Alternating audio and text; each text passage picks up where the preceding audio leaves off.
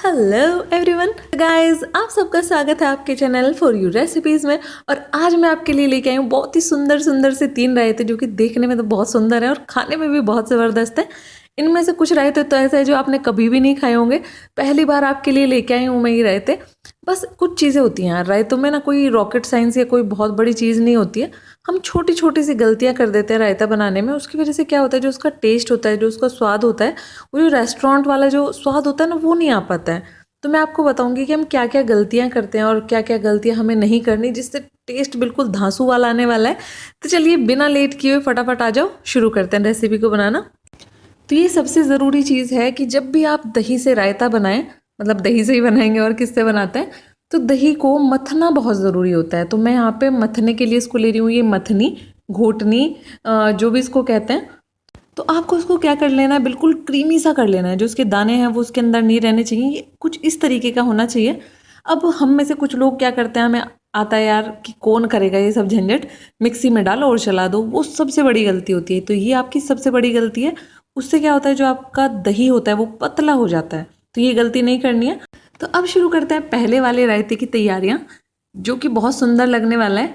तो इसमें मैंने लिया है चुकंदर बता रही हूँ, चुकंदर लिया है, यानी कि बीटरूट, और छोटे साइज़ का लिया है मैंने।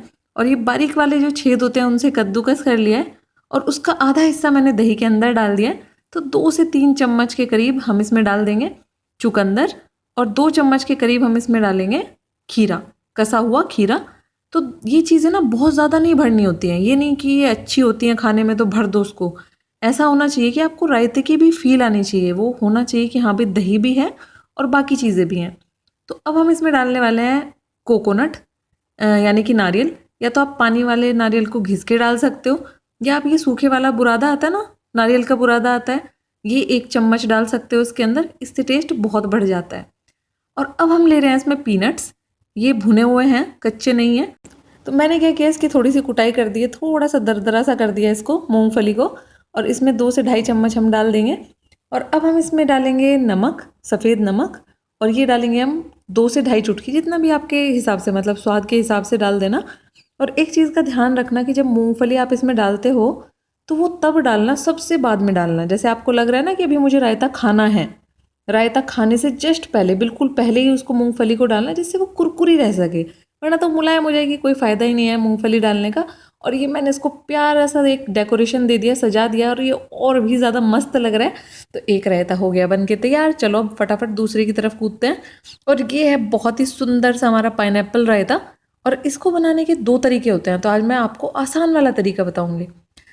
तो चलो अब पाइनएप्पल काट लेते हैं। वैसे आप मार्केट से भी लेके आ सकते हैं, पर जैसे कोरोना का टाइम चल रहा है तो अच्छी बात है कि आप कटी हुई चीज़ें ना इस्तेमाल करें। तो ये देखो, मैं आपके लिए इतना आसान तरीका लेके आई हूँ ना पाइनएप्पल काटने का, कि आपको दिल खुश हो जाएगा इस चीज़ से। तो अब इस तरीके से इसका पीस निकाल लेंगे। अब यहाँ पे आती है सबसे ज़रूरी चीज़, जो कि मुझे ऐसा लगता है कि बहुत ज़रूरी है। जब पाइनएप्पल हम खाते हैं तो उसके जो कांटे होते हैं ना, वो मुंह में आते हैं तो उससे जीभ छिल जाती है। तो इसीलिए मैंने क्या किया कि इसका जो मोटा सा छिलका निकाल दिया, और आप देख सकते हैं कि इसके जो कांटे हैं वो निकल गए हैं। अगर आपको ऐसा लगता है कि नहीं हमें दिक्कत नहीं है कांटों से, हम थोड़ा सा जो छिलका है वो थोड़ा पतला निकालना चाहते हैं, तो कोई बात नहीं है, आप छिलका थोड़ा सा पतला निकाल सकते हैं। पर इससे क्या होता है ना, बिल्कुल इसके अंदर जो कांटे हैं वो सब निकल जाते हैं। अब ये देखो, इस तरीके से करके, और थोड़ा सा अगर तेज चाकू होगा तो अच्छा रहता है, तो छोटे छोटे से इसके पीस कर लेंगे, बस हो गया। अब आपको क्या करना है, जैसे अगर आप 1 कप दही ले रहे हैं तो कम से कम आप 1 कप से बस थोड़ा सा ही कम आपको इसके अंदर पाइनएप्पल डालना है, उससे कम मत डालना, वरना टेस्ट अच्छा नहीं आता है। तो यहाँ पे मैंने 1 चम्मच पिसी हुई चीनी ले ली है, घर वाली जो चम्मच होती है। अगर आप पिसी हुई चीनी नहीं ले रहे हैं, साबुत चीनी ले रहे हैं, तो आधा चम्मच डालना, ये बहुत ज़रूरी है। जो रेस्टोरेंट वगैरह होते हैं उसमें हमेशा वो चीनी डालते हैं। तो यहाँ पे मैंने डाल दिया है काला नमक, और ये लिया है हमने 1/4 टीस्पून से थोड़ा सा कम। तो जो मैंने आपको बताया था कि पाइनएप्पल रायते बनाने के 2 तरीके हैं। एक तरीका तो क्या है, जो मैंने आपको दिखाया। दूसरा तरीका क्या होता है कि आपको चीनी लेनी है, पानी लेना है, और पाइनएप्पल को उसके अंदर डाल के पका लेना है, तो वो तरीका होता है। तो जो ये तरीका है जिसमें हमने पाइनएप्पल को पकाया नहीं है, इसमें आपको एक चीज़ का ध्यान रखना पड़ेगा। अगर आपने पाइनएप्पल को दही में ज़्यादा टाइम के लिए छोड़ दिया, तो जो पाइनएप्पल होता है ना, उसके अंदर एक ऐसा केमिकल होता है कि आपकी दही के साथ मिलके वो कड़वापन देता है। तो अगर आप दही में पहले से पाइनएप्पल नहीं डालेंगे। जैसे कि मैं आपको बता रही हूँ, जैसे कि मुझे अभी रायता खाना है 2 मिनट बाद, तो मैं क्या करूँगी, सारी चीज़ें पहले से तैयार करके रखूँगी। दही में जो जो चीज़ें मिलानी है वो मिला के रखूँगी, बस पाइनएप्पल नहीं डालूंगी। और जो पाइनएप्पल है उसको भी काट के रख दूँगी। और जैसे ही मुझे खाना है रायता, उससे 2 मिनट पहले मैं उसके अंदर पाइनएप्पल मिला के और तब खा लूँगी। तब कोई दिक्कत नहीं है, वो कड़वा बिल्कुल नहीं होगा। पर अगर हम उसको चीनी के साथ में पकाते हैं, पाइनएप्पल को चीनी और पानी के साथ में, तो उससे क्या होता है, उसको जो वो केमिकल होता है, एक तरह से आप समझ सकते हैं कि वो उसके साथ रिएक्ट नहीं करता फिर दही के साथ में, तब वो कड़वापन नहीं देता।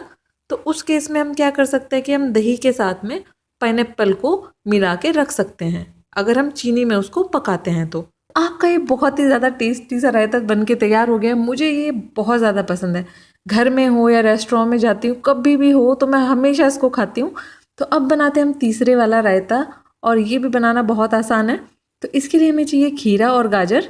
तो अगर आपको खीरे को कद्दूकस करना है, तो ये जो मोटे वाले छेद देख रहे हैं ना, उधर से आपको कद्दूकस करना है, क्योंकि जो आपका खीरा होता है वो मुलायम होता है खाने में। और जो आपको गाजर कद्दूकस करनी है, वो बारीक वाला जो कद्दूकस होता है, वहाँ से आपको उसको कद्दूकस करना है, क्योंकि वो होती है थोड़ी सी टाइट, खाने में थोड़ी सी चबाने में जिससे आसानी रहे। तो अब यहाँ पे जो खीरे की बारी आती है, इसमें हम सबसे ज़्यादा गलतियाँ करते हैं। जब भी हम खीरा इस्तेमाल करें कभी भी रायता बनाने में, तो एक गलती मत करो कि उसको बिना पानी निकाले, उसका बिना उसको निचोड़े आपको इस्तेमाल नहीं करना है। वरना क्या होगा कि जो खीरे के अंदर पानी होगा, वो आपके रायते में जब दही के अंदर जाएगा, उसमें पूरा गंगा जमुना बह जाएगी, तो वो पतला हो जाएगा, है ना। तो अब जैसे कि आपने दही ली है 1 कप, तो आधा कप आपको लेनी है गाजर, और दही का चौथा हिस्सा आपको लेना है खीरा। ये मैं आपको क्यों बता रही हूँ ना, क्योंकि क्या होता है हमारे मन में ये लगता है हमें कि जो अच्छी अच्छी चीज़ें अगर वो हम ज़्यादा डाल भी देंगे तो कोई फ़र्क नहीं पड़ता है यार, और टेस्ट बढ़ जाएगा। पर होता क्या है कि सत्यानाश हो जाता है हमारी पूरी रेसिपी का। तो कम ही डालो चीज़ों को, बहुत ज़्यादा मत भरो, वरना तो वो रायता नहीं लगेगा, ऐसा लगेगा जैसे सब्जियाँ चबा रहे हैं। तो ये मैंने ले लिए सरसों के बीज, यानी कि मस्टर्ड सीड्स। तो उसको आपको दरदरा सा थोड़ा सा पीस लेना है। जो बेलन होता है ना, बेलन से थोड़ा सा दरदरा सा कूट लेंगे, और ये आधा चम्मच मैंने इसमें डाल दिया। और अब इसमें मैं डाल रही हूँ चीनी, ये आधा चम्मच डाल रही हूँ। हल्की सी अगर मिठास होती है ना रायते में, तो बहुत बढ़िया लगता है। अगर आपको मिठास नहीं पसंद है तो आप इसको ना भी डालो, बस पाइनएप्पल वाले रायते में ज़रूर डालना। और ये ले रही हूँ मैं सफ़ेद नमक, और ये लेंगे हम 2 से ढाई चुटकी, आप कह सकते हैं, स्वाद के अनुसार। बस एक चीज़ का ध्यान रखना, एक कांड मत करना कि दही को ज़्यादा बढ़ाने के चक्कर में कि हाँ ज़्यादा हम रायता बना लें, तो ऐसा मत करना कि उसमें पानी भर दिया। उससे क्या होगा कि आपका जो दही होता है वो पतला हो जाता है, फिर उसका जो टेस्ट है उसमें मज़ा ही नहीं आता।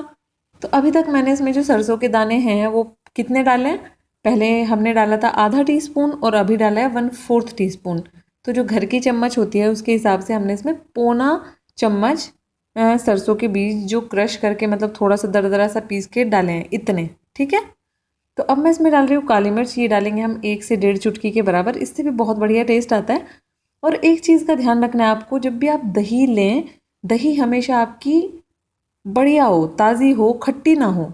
खट्टी जैसी दही हो जाती है ना और पुरानी हो जाती है तो उसका टेस्ट बिगड़ जाता है। तो अब हमने क्या करना है, थोड़ी सी इसकी डेकोरेशन करनी है। थोड़ी सी मैंने रख दी गाजर, और यहाँ पे रख दिया हमने खीरा, और बीच में मुझे लगा यार थोड़ा सा और सुंदर सा लगना चाहिए, तो अनार का एक दाना मैंने बीच में रख दिया। तो लग रहा है ना बहुत ही बढ़िया। तो इस रेसिपी को ज़रूर ट्राई करना और मुझे बताना कि आपको ये रेसिपी कैसी लगी। बहुत ही सुंदर सुंदर से रहते हैं और टेस्टी भी हैं। तो अगर आपको ये रेसिपी पसंद आती है तो वीडियो को लाइक कीजिएगा, नहीं पसंद आती है तो कोई बात नहीं, आप वीडियो को डिसलाइक भी कर सकते हैं। पर कमेंट करके ज़रूर बताना कि आपको वीडियो में क्या पसंद आया, क्या पसंद नहीं आया। तो इन्जॉय कीजिए बहुत ही प्यारी सी recipe. Till then take care, enjoy and bye bye.